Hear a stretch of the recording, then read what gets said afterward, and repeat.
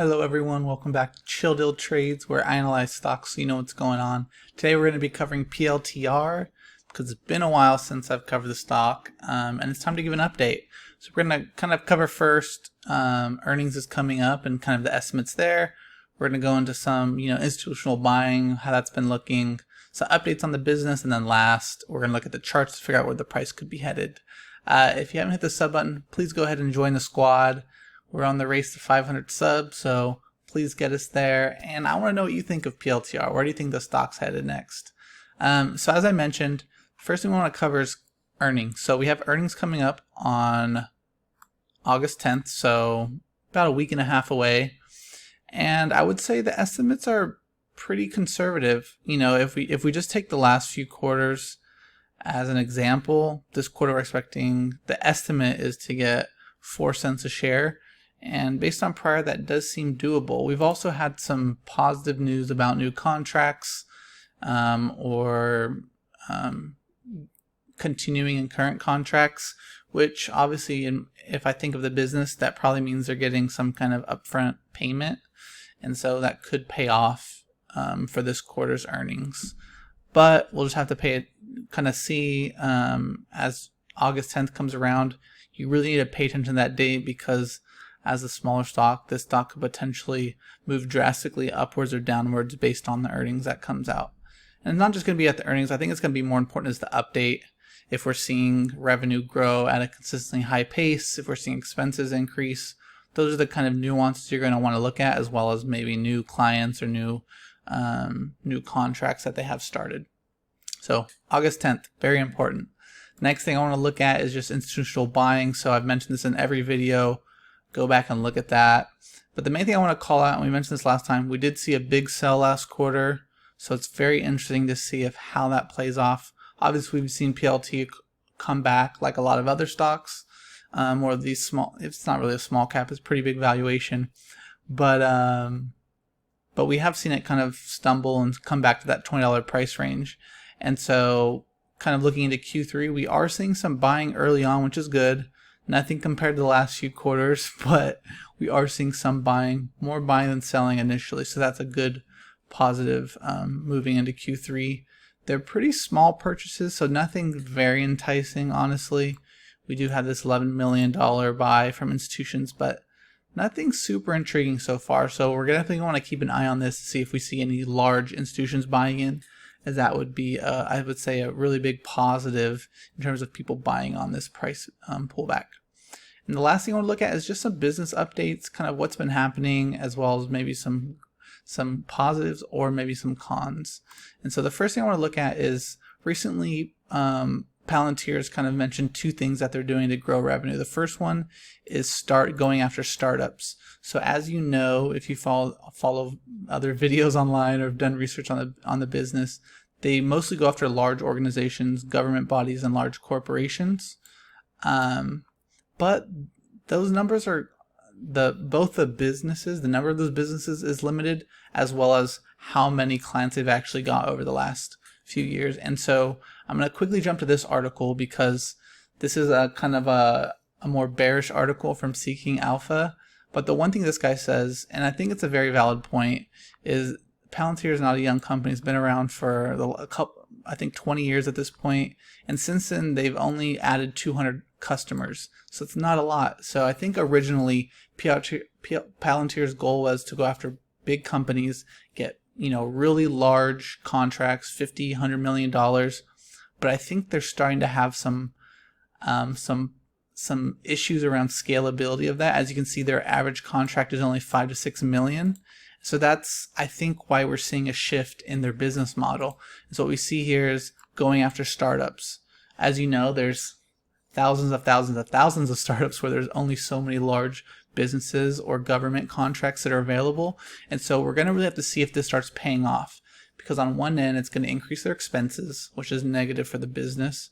But if they can potentially grow revenue at a larger pace than the expenses that they're adding onto the business, then that's going to be a really big growth in this company, seeing exponential growth in revenue over the coming years.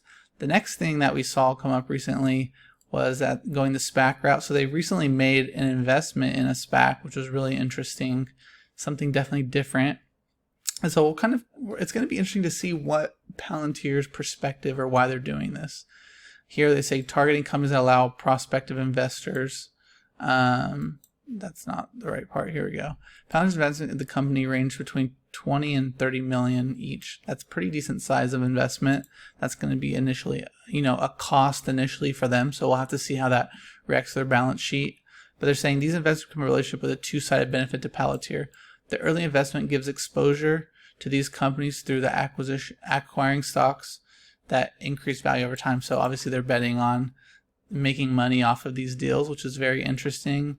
And I would say the second thing is, based off trying to find startups to use their platform, it also exposes them to early stage companies. And so hopefully that also helps them generate business for their platform. So it's really interesting, Palantir going after these new kind of forms of revenue generation.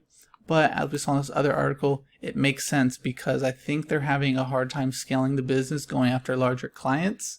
And so they do need to find a way to scale the business and grow how they're acquiring revenue. And so this is something we're going to want to pay attention to see if going after startups does help them accelerate a revenue, and see if the SPAC route, which is a very unique strategy, actually pays off for the business.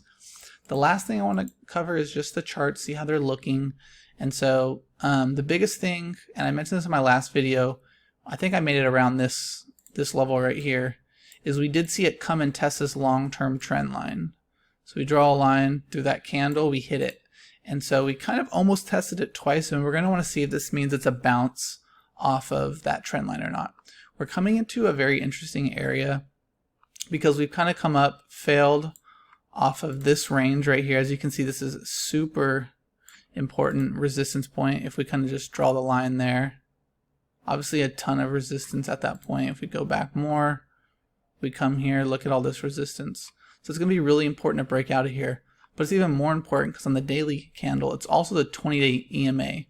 So when a stock is below the 20 EMA, it often comes down, tries to break above, and if it fails, it usually comes back down further. And so breaking above that 20-day EMA is going to be really important because it's both resistance for the trend line as well as 20-day EMA. Super, super important, important level. And that could be showing that we've maybe found a bottom around these prices if we can break out. I would say on the con, we also have the 20 and the 100-day right here. So I think the 100-day is just below the 50-day. So we have 3 moving averages all accumulating in one spot. So it's going to be really hard to get out of this range. On the upside, 2350 is where we tried to break out here, which is going to be a really hard place to break out. So 2350 to 2260, this range, we're going to have to see if it can break out. If we can't break above this, we're also coming into this downward trend line. That's going to be huge resistance. But if we can break out and hold that breakout, that's going to be really big positive momentum to the upside for this stock. We also want to see RSI be able to break above 50. As I mentioned in all my videos, not only does RSI tell you when something's overbought and oversold, but it tells you momentum. So as of here, we were below 50, we headed down, we're below 50 again, and we're heading down. And so along with breaking above 2650, to the upside, we also want to see RSI get above 50, back test that 50, and stay up above here. If we stay above 50, then we're going to see more bullish momentum to the upside. One of the cons here, looking at the daily chart, and I think the weekly we did get to oversold territory. Nope, we did not. I'm looking at another stock. We didn't get to oversold, which is a little bit of a red flag to me. The only reason is a lot of time we'll see stocks get to that oversold in order to make a substantial rally to the upside. We never got there, which is really, really interesting. I would have liked us to get to that oversold territory, as that would be a stronger indicator of maybe a larger move to the upside coming, maybe somewhere in this $26, $27 range. But those are things we're going to keep an eye on. When we go to the 4 hour, we are seeing a little bit more positivity. So 4 hours trying to break above that 50-ish range, and we have got above the 20-day on the 4 hour chart. So that's a really big positive. We're going to have to see, we kind of have this up day, but a little bit of indecisive in the second half of the day. Obviously, the Fed news came out and things like that. So we'll have to see next if we can break above this resistance, which we said about 2260. And we have the 50-day right here as well. When we go to the 100-day, I think it's right above the 50-day. As I've said, these have been stacking lately. So we have right here, this 2260 to 2350 is a super, super important range. I don't think we have the 200 EMA yet. Oh, we do. Again, all stacked up in that really close area. So like I said, we're going to need to break above that.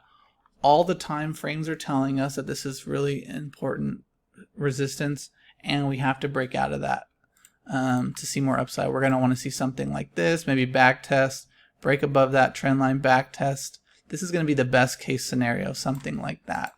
If we don't see that, we're really going to want to hold this trend line zone. This is really important to hold this trend line zone. If not, and we might see some more red in the market over the next coming weeks, we could definitely come back and test this range is a possibility. But those are all things to pay attention to. I appreciate you coming by. I'm really curious what you think of the stock. Where do you think it's headed? Y'all are not commenting on my videos. Why not? So please leave a comment. I'd love to hear what you guys think. But that's all I have for you today. I make a video every day, so I'll see you again tomorrow.